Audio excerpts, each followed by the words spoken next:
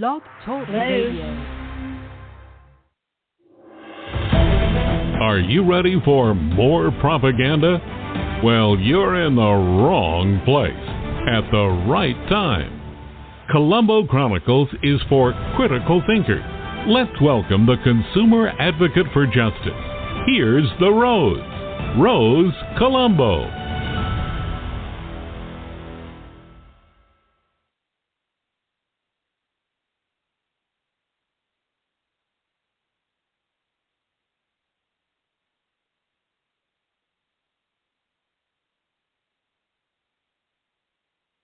Hi, everyone. It's the Rose Colombo, right here for you.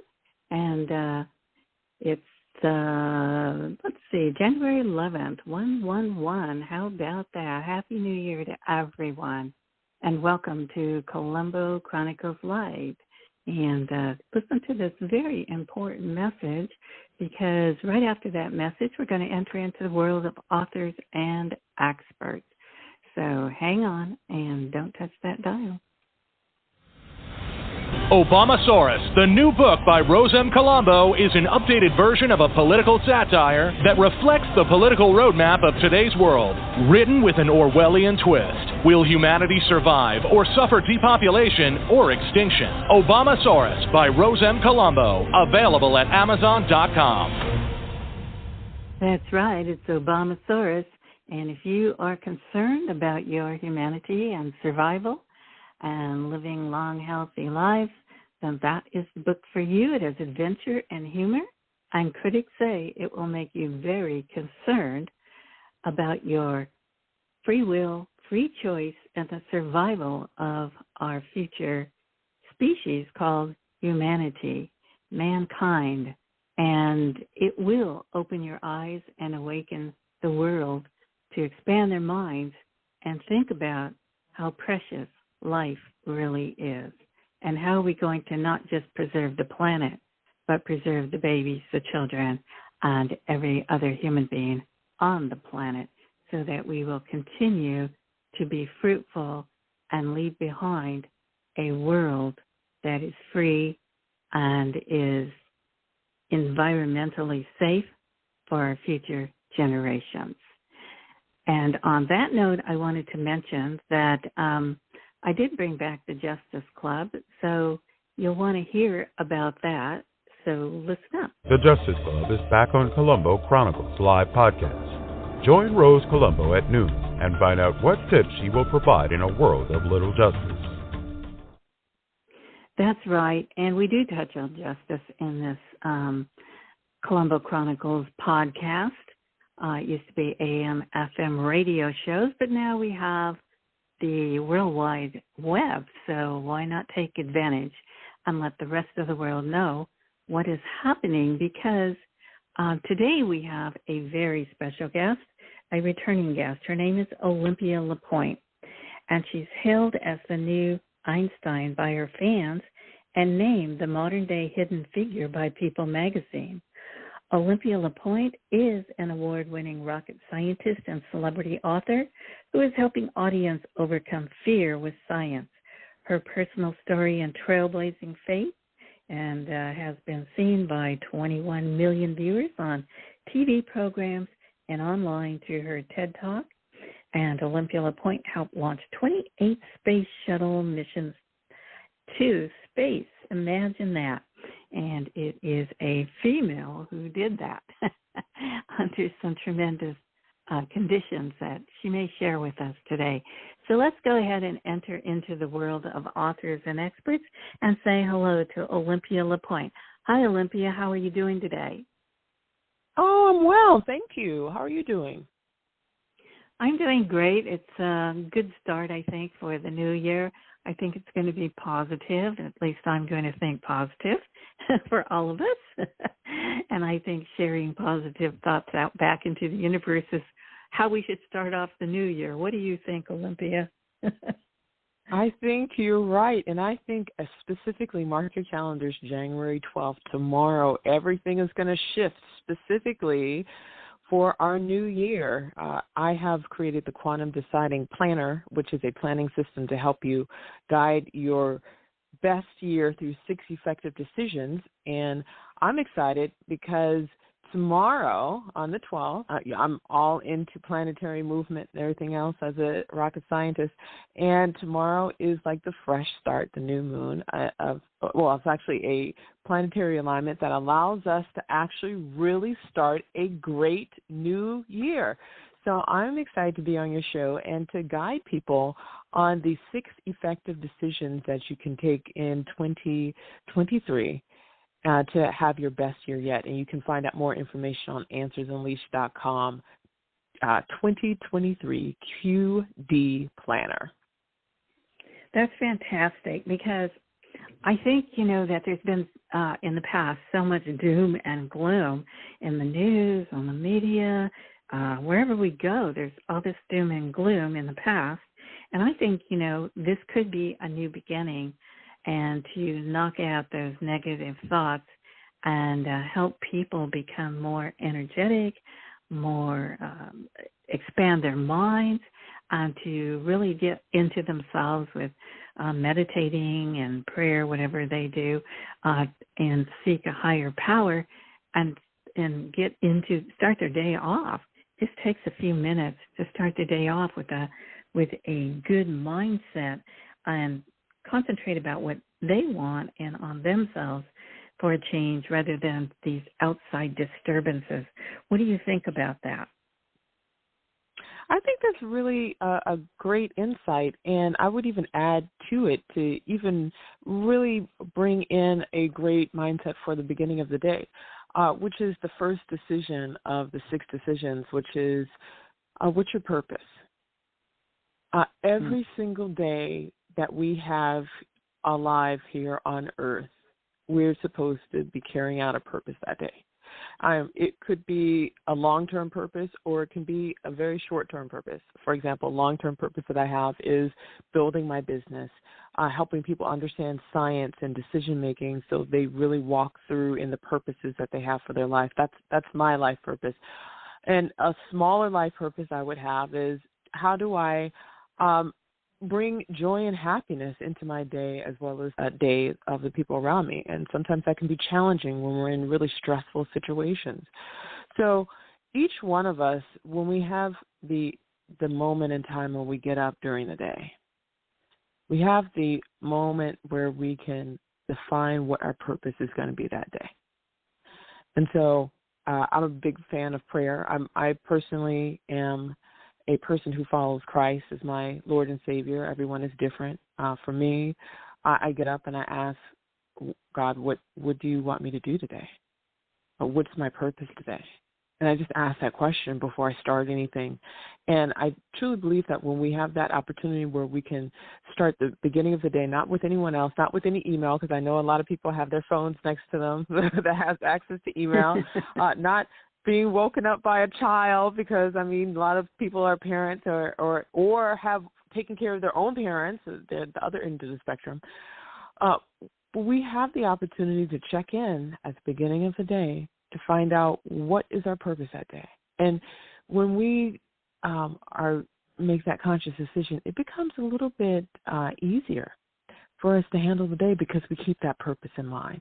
So a good question to ask yourself on a daily basis is, what am I going to contribute to this earth today? And that's a really good way to look at the beginning of the day. Yeah, I agree with that, and I do the same thing every morning because sometimes we get caught up in the news and in the television talk shows, and I really believe in the past, when I turned on the television, Olympia, that it was more positive in the past, where the shows were fun. If they were talk shows, they were more fun and uplifting, and they weren't bashing people back and forth and accusing them of all sorts of things that have never even, they've never been charged with or taken to a court of law so they can have their day in court. It's like we're being judged by mob rules. We end up with a picture that somebody took and posted in the media, or something said taken out of context, and it's become so convoluted and dark and pitting people against each other and causing them to forget about due process of law and about everyone is innocent until proven guilty. And so we're taking all of this new technology and we are judging people and bashing people. And I think it could be used for good.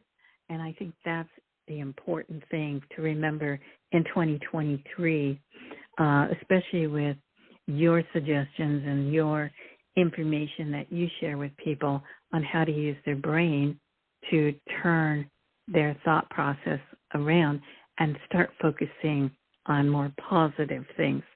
Isn't that what part of your program does, is help us get out of the negativity and turn ourselves into positivity? And how are we going to do that, right? Yeah, my program is specifically geared towards what I call quantum deciding.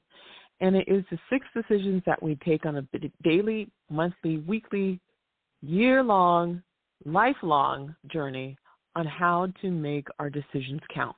Albert Einstein said that if you want a certain reality, all you have to do is match the frequency with that reality, and it's not philosophy, it's physics, meaning you have to see what the energy is in the situation and then match that energy. And I take it a step farther, which is if you really want the life that you want, you not only have to see that energy, but you have to make your decisions count so it adds to that future. So in my program, the Quantum Deciding Program, and it's a TED Talk series that I created for organizations as well as individuals on how to plan, it is a way for you to actually look at your decisions as power, look at your decisions as counting, look at your decisions as a navigation tool to allow you to get to where you want to go in the future. And it's very tangible, very real. The first decision is based on your faith, how you see yourself in the world. The second decision is based on your identity.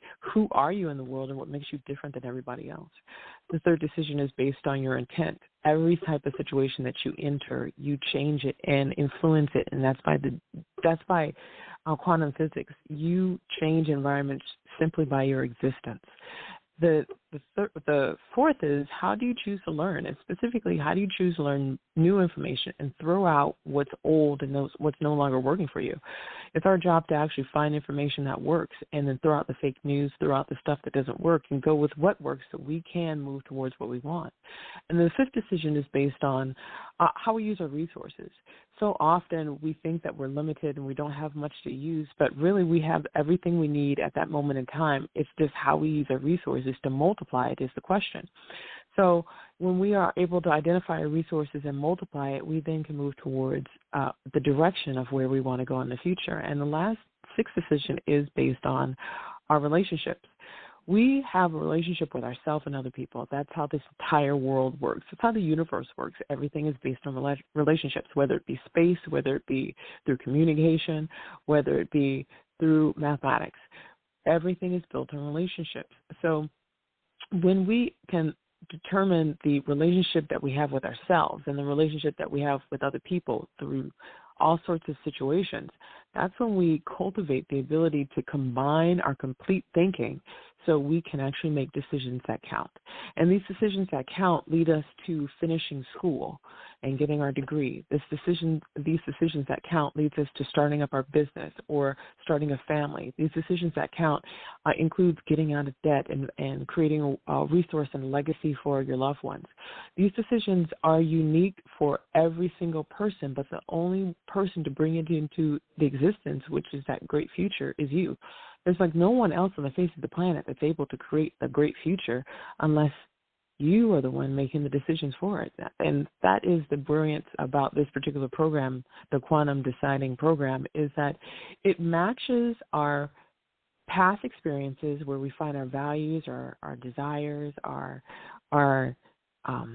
priorities, together with our future envisioning success, where we see ourselves successful and where we want to go. And it matches it to our present day moment where we can actually make decisions. No other point in time do we have the power to make decisions exception to this present moment.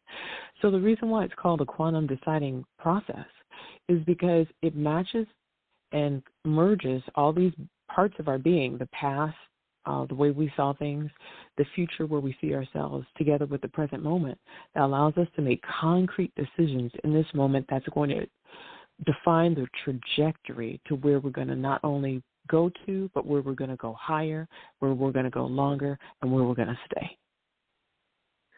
That's excellent. And so it sounds, like the perfect program. It sounds like, the perfect steps. But for some people, they might think, I can't go through all those steps. So for that person that says,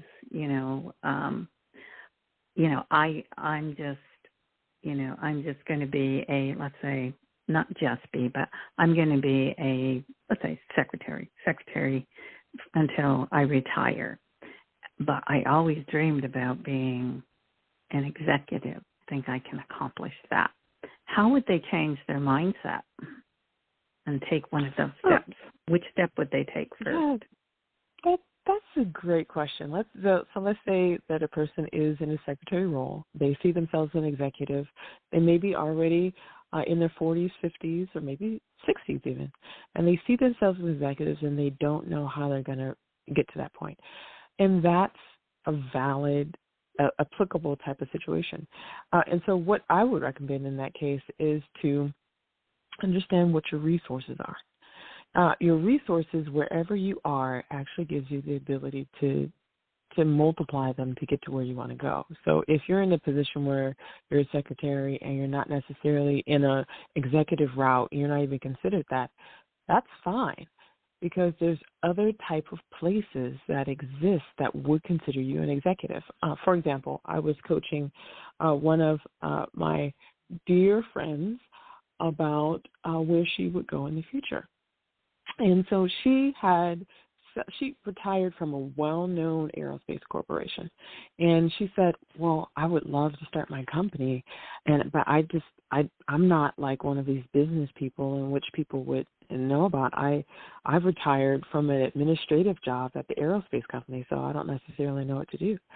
And so I pointed out to her, because of the fact that she worked in a large organization where people understand structure, that was an asset for her. Most people do not work in Fortune 500 companies, and they are not familiarized with the standards, procedures, operating processes that allow things to become extremely successful and for you to get millions of dollars off of products.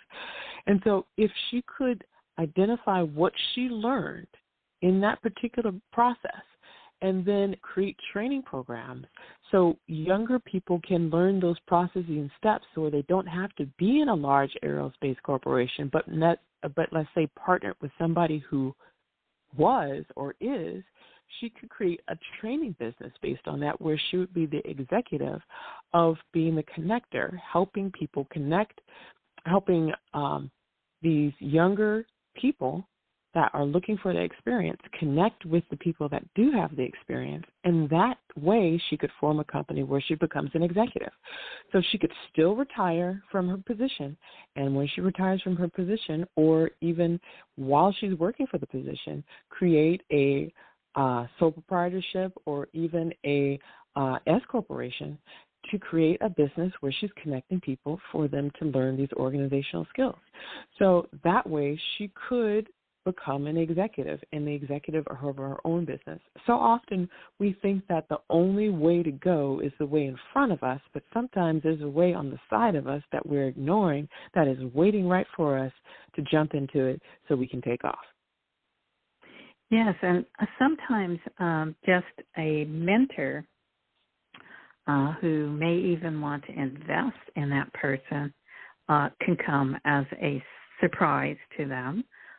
Or maybe they know somebody and they're afraid to ask them if they would help mentor them or help invest in their business, because there's a lot of people who fear asking for help, and even though they have the ability to take their forward, they don't know who, they're either afraid to approach people or maybe even because it goes back to their childhood where they were rejected or whatever, or laughed at, or at their ideas or whatever. Can't it always go way back to your childhood where as you grow up and even in your mature years are fearful of people saying no to you or mocking you or laughing you or making fun of your business plan or telling you, maybe they'll say even you're too old to do that or whatever, because people are so focused on age. I never focus on age. I always focus on today, and age is just a number because everybody's getting older from the time they're born, and it's very fleeting and very fast, life is. And so why worry about age when time doesn't stand still for anybody? And it goes so fast that if you don't concentrate on today, then time passes you by to reach your goals every single day of what your purpose is or find that out. Do you think that is part of people who stay in the same place where they'll always be until they retire and never go out of their box? I think it's due to fear of rejection, that a question will be not answered or someone will be ignored.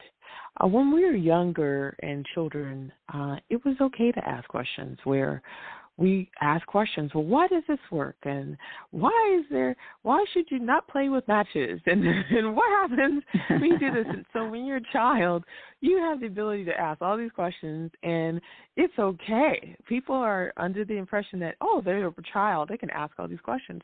But somewhere down the line, dysfunction sets in, and a person believes that it's not okay to ask questions and find out why things work, how things happen. And they are then shunned from asking the key questions of other people, let alone ask questions of themselves. So because of that lack of question and answering, someone then believes that, their questions don't really matter, and maybe it's a dumb question, and maybe they're just trying to focus on something that doesn't really suit them. And that is the worst thing you can do as a growing, innovative leader.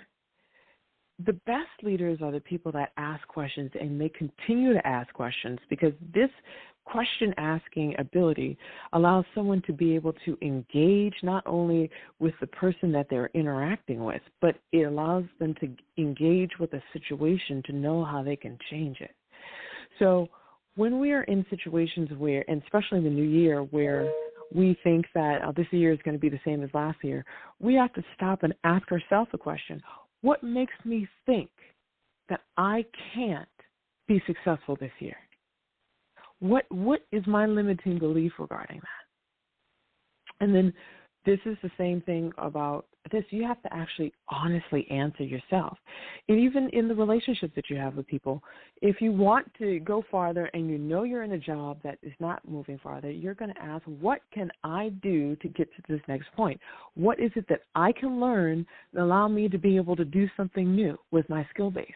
People are often scared in corporate environments to ask that, because there's typically corporate and cultures that says, don't ask a question because it seems like you don't know. I want you to erase that thinking, because that's not the thinking that's going to get you ahead. The thinking that's going to get you ahead is asking people point blank, how do I do this? Who do I talk to in order to find it out? What do I need to do in order to get here? And the fact of asking the question and actually not only expecting an answer from someone else, you have to expect an answer from yourself. And that curiosity, that ability to get answers, allows you to be able to step forward and create something that's brilliant for your life. And that happened just the other day. I was talking to a young woman. She was in her 20s, a young executive for this company, and I found out the company was not advancing her. And she's a brilliant person. I had the opportunity to know her for several years. And the company was not advancing her. And then she asked me the other day if she could work for my company. And then I asked her what her skills are. And so she told me what her skills are. And I realized to myself, what she was asking me wasn't going to be as beneficial as what she could ask them. She asked me to come to my company, but I realized that what she was asking for were the tools and the abilities to communicate with the people in which she was around, to show her competence and the ability to be able to be given great assignments so she could actually move forward. So what I said is, I'd be open to having you work for me in the future. And before that, I want to get a chance to know you. I want to set up a regular professional time with you on a bi-monthly basis, 2 times a month basis, where I get a chance to know you and your skills and your abilities. It doesn't matter what job is there. I want to know you, because if I establish that relationship with you, you may be really good for someone else in what I know what they're doing, or you may be really good with what I'm doing. But unless I get a chance to really hone in on your skills and abilities and gifts that you bring to the table, I wouldn't be able to enlighten you on the areas in which is great for you to know. And that particular ability to have her just generally feel free and safe asking questions of me, and then me being able to just openly, honestly get to know her and answer any question that she had, not only gave her the competence and then the confidence in her own organization to start stepping up, it also gave her the ability to gain insight and mentoring from someone like myself, who I'm 46. I'm still relatively young for an executive, but she was in her 20s. But it still gave her the ability to correspond with somebody and get answers in a non-threatening way, but actually a supportive way. And so often we're seeking that. And this program, Quantum Deciding, gives you a way to be able to support yourself, and which allows you to be able to get the support from other people as you go on your journey. Yes, and also, sorry about that. Sorry. Also, when you are young and you have the opportunity to learn on the job, maybe you didn't go to college and you don't have a college degree, there's also the opportunity, if you have a passion for your work, that there will be mentors on the job who are older and will train you. And if you stick with it, because I know young people who did that, and 20 years later, they are executives, and they are key people in the company. So sometimes, because you can't learn in books what you're going to have to do as in a company that actually requires learning everything from the bottom up. So those people end up taking that path and have become successful, actually learned everything about the business from the bottom up, because mature people in the business saw their potential, and they helped them and motivated them, and then kept giving them kudos and moving them up. And so there's also a possibility that way, right, to succeed. Yes. A perfect example is my own life story. I did not become a rocket scientist by going to school, per se. I learned it on the job. And people are surprised, like, what? How could you learn rocket science on the job? I learned rocket science on the job. I went to California State University, Northridge, and I majored in applied mathematics. And applied mathematics can go anywhere. It can go within pharmaceutical corporations. It can go into doing the mathematics for insurance companies. It can go into the stock market. It can also go into aerospace. And for myself, I had applied mathematics, and I started working in an aerospace company. I was originally working in an accounting department. I wasn't working in the aerospace department per se. I was looking at the accounting on how the different hardware was thrown out or repaired, and what was the cost to repair it at these different times, and why was it being repaired with certain things going on given the manufacturing process. And I finished the work so fast, so early, that I had more time. And I was like, okay, I was twiddling my thumbs at work, and I was like, okay, I'm being paid 8 hours to be here, and I'm done with my work in 2 hours. There has to be something else for me to do. I can't sit here for 8 hours and just be bored. So what happened was I remember taking graduate school courses at the time, and there was a class I was taking. I did not know how to do the statistics in it. And after work, I would normally go over to the campus and get tutoring, but the person that I got tutoring from in my graduate courses wasn't on the campus when I was off of my work. So I thought to myself, well, who can help me? And I found this man down the hall. His name was Zhao. He was a person who did numbers and statistics, and that was what I was going to graduate school for at the same time as I was working full-time. And he said that he understood statistics and he would help me. And I was just so thankful because I had somebody to help me with my graduate school work. And this is after work, after 5 o'clock. And then when he told me he was going to help me, I looked over at his desk and I saw tons of papers that were stacked on his desk. And I thought to myself, well, what are those? So I decided, in my curious nature, because I think I was 21 at the time, I looked over at his desk and I said, what's on your desk? Why are there stacks of paper on your desk? And he answered me honestly. He said, these stacks of papers are all is all the math I'm doing, and there's nobody here at the company that understands this math, so I'm doing it by myself. And then I looked at that as an opportunity. I thought to myself, what if I could help them with the math? I didn't know the engineering, but what if I could help them with the math? I was done with my work really early, and so I did what no common corporate person would do. I volunteered to help him with his work. And that process not only helped me understand how the mathematics could be applied, it helped me understand rocket engines. And not only that, it helped me gain a mentor in the company where after 6 months of literally going to him after hours and just figuring out what he was doing and helping, I then received paperwork from the management at the time. They came over to me one day and they said, well, we have paperwork for you. You're no longer going to be in this department. We're transferring you over to the department working with Zhao. You're going to be working directly with him, and your new title is propulsion scientist.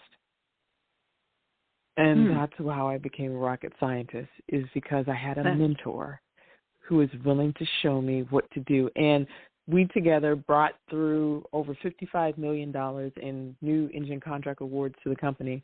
And through one of my analysis where I could understand how to see the future and help other engineers see the future so we could mitigate it with really safe engineering designs, that concept, which later would, through the years of after me leaving the company and writing my books, would later define the foundation of quantum deciding.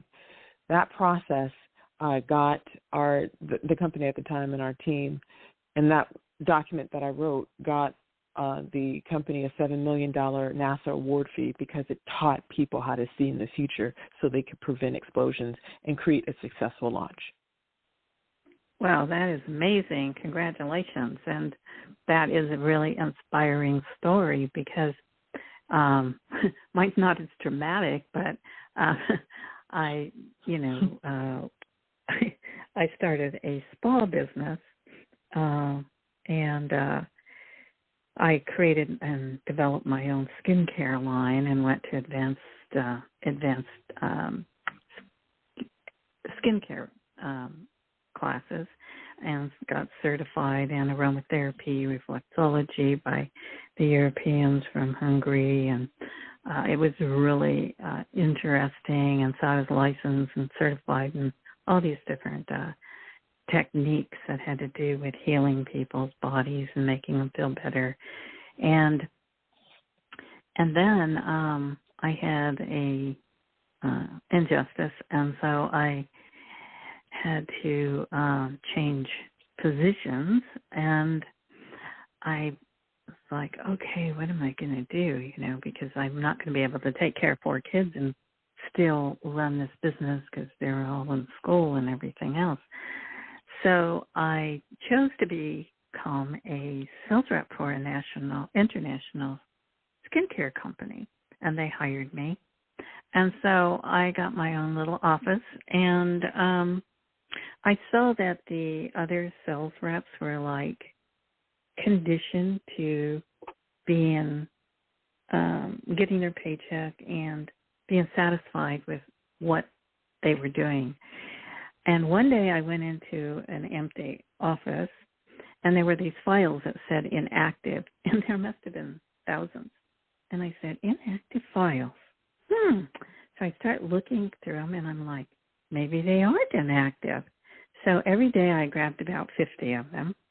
I sat down at my desk in my office, and I started calling each one on top of the existing clients.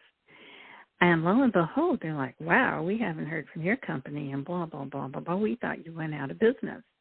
So I started getting more and more new, they were old customers, but became new customers to me. And my sales started skyrocketing. And I worked my way up to national sales manager and traveled around the country to the trade shows and managing our company's booth, which was really fun, and I loved it. Met people from around the world and all the new products and everything else. And so I'm a believer that you have to think outside of the box. You cannot just sit in your office and be satisfied with what you're doing just to collect a paycheck. To me, it just kind of mirrored what you were saying. I was bored, with just existing customers. I wanted a challenge. I wanted to do more. I wanted to make more money. I wanted to succeed. I wanted to move ahead. And so and I don't think everybody, I don't think a lot of people think that way, because those files that contain those inactive money makers for me and the company turned into a pile of gold and my promotion. So I thought you'd be interested in that story. Oh, I love that story. And you're true. And what you say is true, which is the majority of people are not like that. And so the Quantum Deciding Planner that I have addresses and really helps people who do want to move ahead, who do want to find a change, a positive change in what's going on. Some people are really content with not moving forward, and they're really happy and just enjoying the moment, and that's they're content where they are, and that's fine. But for the people who really know that they have a calling on their life and know that they're supposed to do more and know that they're here not only for what they're doing right now, but for really strong reasons that are very powerful and influential, this is where this program and the decision-making counts. Because it is through our decision-making, through the way that we make decisions, is the way that we navigate to where we want to go. And when we're consciously aware of the decisions that we have, we turn off the fear in our brain, and we turn on our frontal brain lobes, which are responsible for the executive problem-solving area in our brain. It's also the same location where we study science and mathematics, and we're able to create great solutions and find answers. When we are able to make decisions, our whole world opens up. We turn off the fear, we turn on the decision-making, and we turn on a successful life. Yes, and the other thing I wanted to mention is the owner of that company. She was so shocked that someone actually did that, and that they were sitting on all this money, and while the other girls were just taking care of their existing and getting their paychecks, she was so shocked that she told me, she called me into her office. She says, you have so much potential. She says, I'm going to move you up. And that's how I became national sales manager. And I got to travel on top of it and see all the latest in technology and everything. So it was a really exciting job. And so sometimes when things look really doom and gloom, which we started out with the show, you can turn doom and gloom into joy and dreams and unexpected challenges and expand your mind like you're talking about, and that you teach. And, yes, and I so think some people... Oh, go ahead. Thank you. Go ahead. I truly believe that the more powerful your purpose is, the more doom and gloom that you'll experience in life. And I experienced this personally, so I can really say this. I have been so depressed before at different times, and it's been in the past, and it has been different times throughout all my life.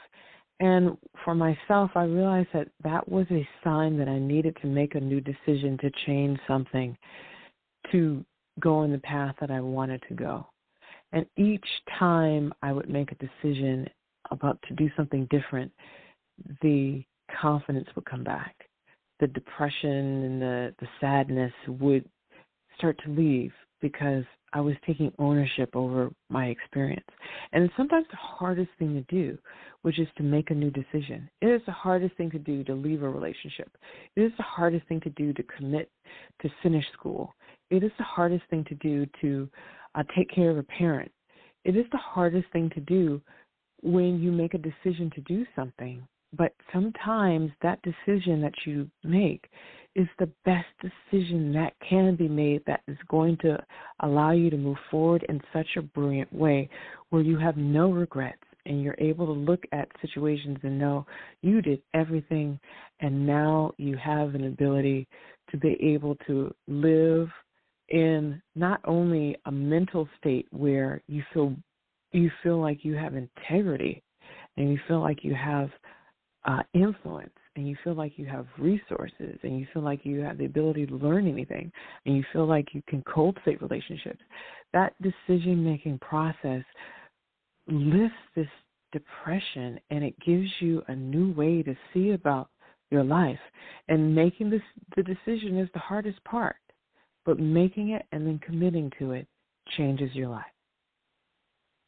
Yes, and I think that includes risk, because, even taking those 50 inactive files and turning them into active files, not every single one, but enough to make a huge difference in the company's income and my income at a time that after I made a decision of some injustices that happened to me, it causes you to really try to figure out what you're going to do next and hope you're making the right decisions. Because it's like things come into your life that hurt you, that are difficult, and you don't know how you're going to get through it. And you really have to make choices. And, for example, Olympia, I had to make a choice after I had a life-after-death experience, and I was told I had a mission, and I had to come back here to complete my mission. And then 12 years later, the light bulb went off, and I was a shy woman, let me tell you, and definitely never thought about being in media or talking on radio or anything like that, or writing books. And I had this experience that was horrifying in the courts, and I came out and I said, oh my God, what's right is wrong, what's wrong is right. I can't be the only one this is happening to. And that sparked the light bulb. When I went in the restroom and started crying, I'm like, oh God, what am I going to do it for? It's just poor, blah, blah, blah, blah, blah. And this is all evil and unjust and illegal and da-da-da. What am I supposed to do? And I heard the voice, the Holy Spirit, I call him. And he said, pull yourself together, start an organization, expose the corruption in the media, and write the books. Just as I'm speaking to you, that's how the voice came, and I was all alone. And all of a sudden, I felt empowered, Olympia. And I was like, yeah, that's what I have to do, even though I didn't even think about, I don't know how to do any of these things. I was still running a spa. But I didn't have any doubt that I was going to do this, which was totally out of my character to do anything like this. And I became a mover and a shaker, started an organization, found the victims, gave them a voice, created a cable TV show, AM, FM radio shows, had politicians and lawyers and victims on there talking about how we're going to resolve these issues.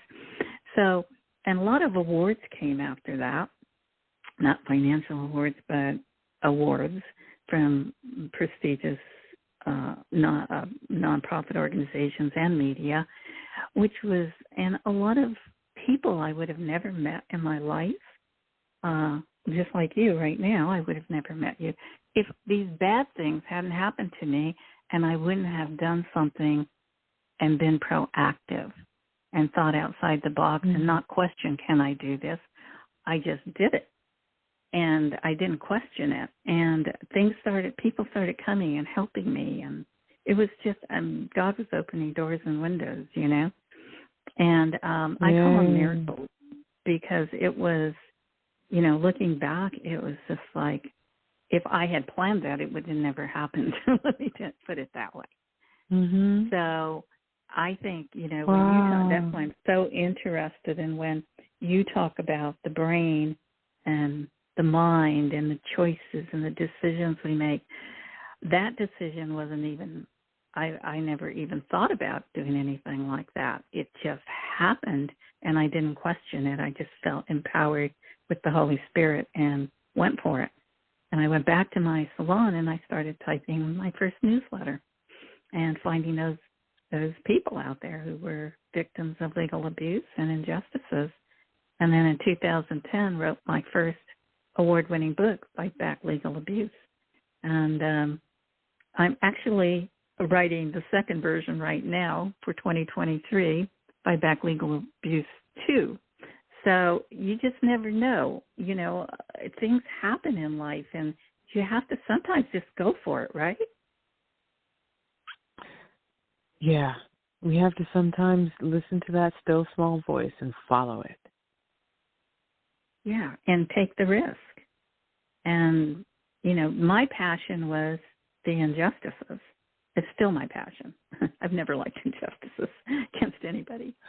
And so I propose laws in California and nationally that have been, over the years, that have actually been implemented by legislators. I can have a list of them that I proposed to those legislators. They took them forward, and they were passed.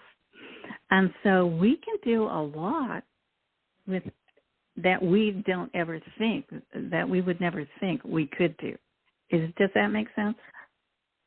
It makes 100% sense, because sometimes you have to see yourself doing something different. You have to know that there's something else out there for you. And if you don't have to go back to the same thing and do the same thing like you're used to doing, or what you've been accustomed to doing, or what the only thing you know how to do. You have an opportunity in front of you to do something new, to change the pattern, to change the way and things operate. Whether for me, it was, I was a scientist, and I was doing paperwork and number crunching behind a computer all of my life. And I never had the opportunity to be out in front of people and tell them about science until there was, when I was working for the corporation, the Aerospace Corporation, they asked me to go out and speak about their company on how they do science. And so I went to all these schools, and I realized, oh, my gosh, I could speak in front of tons of people, and I love it. I was so used to doing number crunching, and I didn't know that I could actually talk about numbers and math and science in front of people, too, and they want to listen. And apparently all the other scientists were not really that vivid in how they could explain things. And I'm a very animated storytelling type of, truthful type of, dramatic storytelling type of person. And that worked as my gift. And so after I left rocket science and after I left the federal banking world, when I was in that, I thought to myself, what am I going to do? And that's when the thought came, like, why don't I start teaching? So I started teaching mathematics, and then that opened the door to, why don't I start writing books so more people other than my classes can actually get the information? So that led me to start my book publishing company.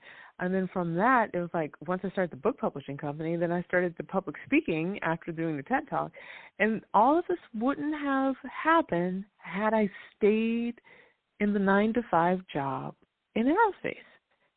And so every job has its pros and cons, and not every single job is supposed to be for a lifetime. Maybe it's supposed to be for a season. But I'm a firm believer that you really have to listen to yourself on what really works best for you so you can move forward in the plan that you have for yourself. And skills and abilities that you have, they're not only applied over to where you're working, they can be applied to where you volunteer, they could be applied to starting a new company. It's endless. But you have to be courageous on doing something new, doing something you haven't done before, and doing something that is passionate for you. So I'm so excited to share more about my program this year on AnswersUnleashed.com/2023. QD, which stands for Quantum Deciding, QD Planner is where you can download the planning system as a gift until January 30th. And at that time, I will be working with speaking companies and agencies to fly and travel to places across the United States to talk about the 6 key decisions to create the future that you want. And it's not just within corporations and technical organizations and things like that. It is within schools. It is within organizations. And it's within any group and body of people where you realize your decisions matter and your decisions count, and your decision-making is a part of leadership, and this leadership unlocks the door to the future that you want. So I'm excited that for 2023, we each have the ability to make decisions, and specifically 6 specific decisions that I identify in the Quantum Deciding Planner. And I'm just really happy about the new year. I am too. I'm excited about it, and I believe that, if more people, not just ourselves, but more people begin to block out the negativity, that wave will come and defeat the negativity. And we do have an opportunity, I believe, this year to begin that process. It's a new beginning, to begin that process and hopefully return to some type of moral plane where children are more protected from what they are today in the public schools and are returning back to respecting the Christian foundation laid in this country from the Bible and the 10 Commandments, because that cannot be shaken. Nobody can take that away. I don't care what they do. No one can take that away, because God blessed the United States of America with plenty, and we need to respect that. And first of all, we need to respect God. And, if you look at the old classic movies, Olympia, you'll see where they actually prayed in them. They actually had a cross in their homes. They prayed before their meals. They went to church on Sundays. They dressed appropriately. And even at the Oscars, the women, it was so exciting to see what beautiful gowns they were going to wear. But now they seem to forget to put their underwear on underneath the gown. But there's a choice there. And it's changed a lot. And I think we need to bring back this more morality that we're missing, and bring more role models. I definitely believe that everyone deserves love. Yeah, I truly believe that everyone deserves love. Everyone deserves love. To know that they are loved. And no matter what their background is, no matter how they were raised, no matter what type of belief systems they have, I truly believe that people need to know that they are loved. And people need to know that they have decisions in front of them. And people have to know that their decisions count. And I'm a firm believer that no matter what someone's gone through, no matter how different of opinion someone may have, each person deserves the right to be respected and loved. And that's what I really hone in on, because so often people don't know how to love themselves and make strong decisions for themselves. Therefore, it's hard for them to love someone else and guide them in the best decision because they haven't done it for themselves. So I'm really excited about 2023 because one by one, we are each going to learn how to really love ourselves with how we really see ourselves in the future and embrace a positive future for ourselves.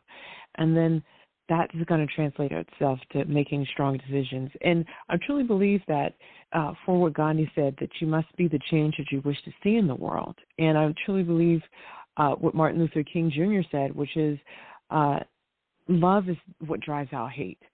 It is such a powerful thing when we show and exhibit love in our own lives, we make strong decisions in our own lives, and us choosing to do that for our own lives naturally changes the lives of other people because we then become the example in which is needed to be seen in the world. And through that example is how we change the world and we inspire other people to live out, which is respectful and loving of people. Not everybody will be that way. We're living on earth, and unfortunately not everything is like heaven. But the point is that we have to start with ourselves. Yeah, I mean, it's like yesterday I was at the store, and this lady thought she paid, and the guy said, you still owe 10 cents.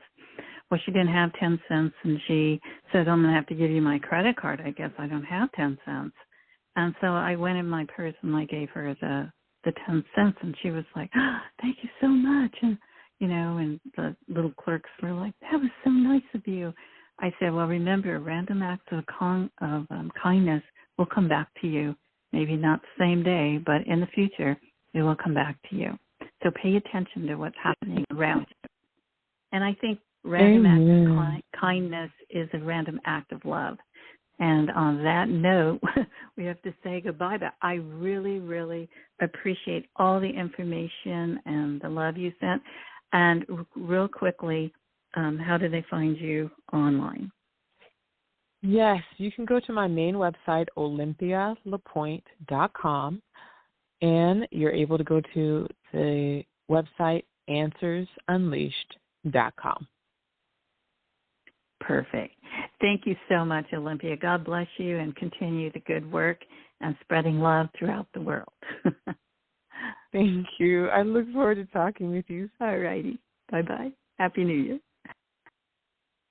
And Olympia Le Point has left the building, and in just a second, Rose Colombo will have to leave the building. But I want you to really pay attention to this book, Obamasaurus, because it's a message to the world, and it's about humanity, and it's about surviving, and it's about paying attention to your own homeland before you can actually pay attention to other homelands and help them.